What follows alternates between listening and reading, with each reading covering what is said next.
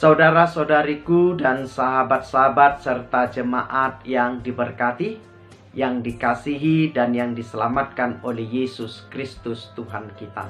Saudara-saudariku, kita sekarang telah merdeka oleh Kristus dan kasih-Nya telah melingkupi, merajai dan memenuhi kita.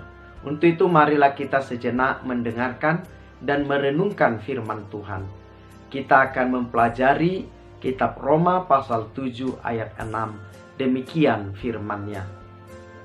Tetapi sekarang kita telah dibebaskan dari hukum Taurat, sebab kita telah mati bagi Dia yang mengurung kita, sehingga kita sekarang melayani dalam keadaan baru menurut roh dan bukan dalam keadaan lama menurut huruf hukum Taurat. Demikian firman Tuhan. Dikatakan oleh Tuhan Yesus Kristus, orang yang berbahagia ialah orang yang mendengarkan dan yang memelihara firman-Nya.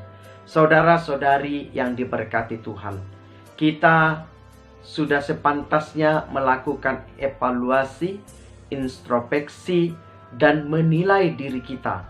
Karena kita telah memasuki semester kedua di dalam tahun ini. 6 bulan telah berlalu.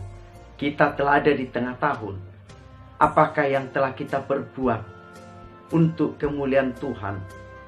Dan apa yang telah kita perbuat untuk diri kita, untuk sesama kita, dan untuk lingkungan kita? Rasanya jika kita dengan jujur dapat dikatakan di dalam 1 semester yang lalu hampir amat sedikit yang kita kerjakan.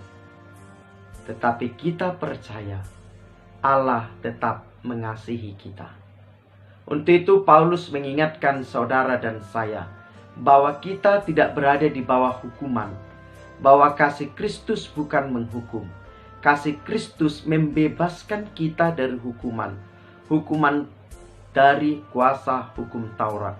Hukum Taurat memiliki kuasa untuk menghukum, sehingga melalui hukum Taurat dosa semakin nyata. Untuk itu Yesus mati untuk membinasakan kuasa menghukum dari hukum Taurat, untuk membinasakan kuasa dosa yang ditampilkan oleh hukum Taurat. Maka Paulus mengingatkan kita, Yesus telah mati untuk menebus, membayar hutang atas hukum Taurat. Maka sekarang kita tidak lagi hidup di bawah kuasa hukum Taurat, tetapi kita hidup di bawah kasih Kristus yang memerdekakan, kasih Kristus yang menyelamatkan, kasih Kristus yang memperdamaikan setiap kehidupan dan ciptaan. Sahabat-sahabat yang diberkati, untuk itu kita diajak untuk berubah paradigma.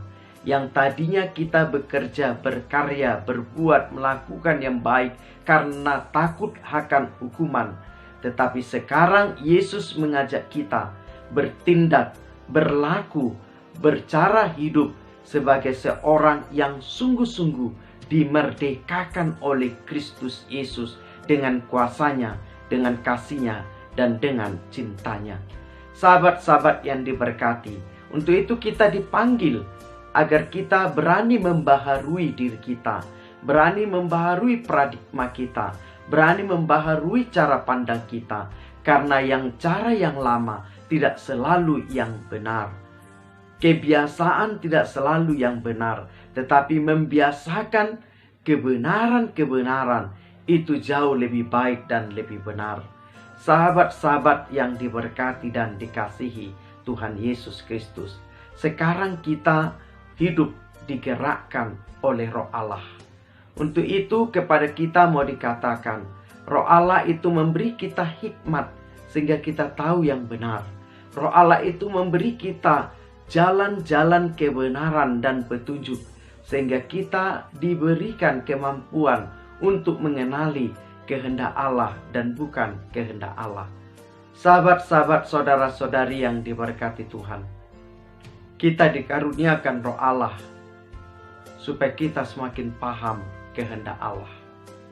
Untuk itu marilah kita nikmati kedekatan kita dengan Roh Allah. Sebagaimana dikatakan oleh Tuhan Yesus Kristus, kita hendaknya beribadah di dalam roh dan kebenaran, yaitu di dalam Roh Allah yang mengajarkan kebenaran kepada kita. Sahabat-sahabat, saudara-saudari yang diberkati Tuhan, marilah hidup di dalam roh.